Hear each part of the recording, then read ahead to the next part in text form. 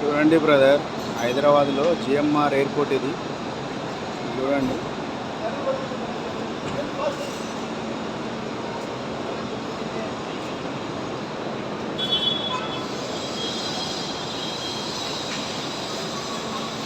ఇది చిన్న స్నాక్స్ డబ్బా.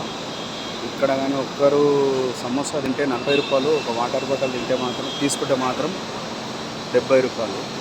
ఆరిపోతాం అనవసరం.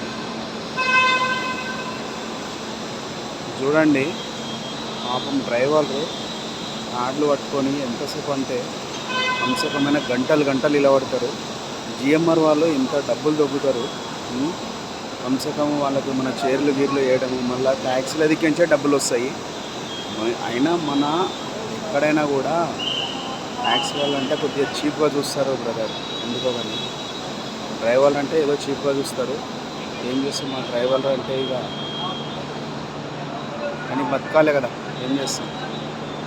ఎంతసేపు అంటే గంటలు గంటలు నిలబడతారు పాపం కార్లు పట్టుకొని. ఫ్లైట్ లేట్ అయిందంటే 2 గంటలు లేట్ అయినా కూడా పాపం వాళ్ళు అట్లనే నిలబడతారు. అక్కడే నిలబడాలి. సార్ వస్తాడో ఏమో మరి, అదొక భయము.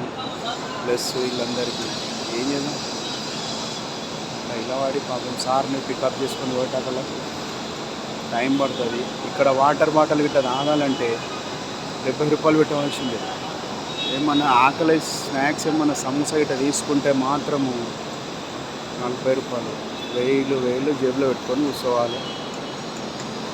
Okay brother, thank you.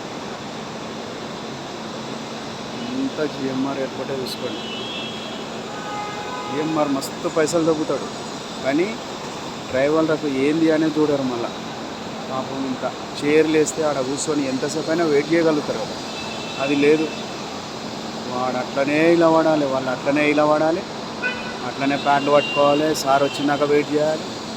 ఇది చూడండి.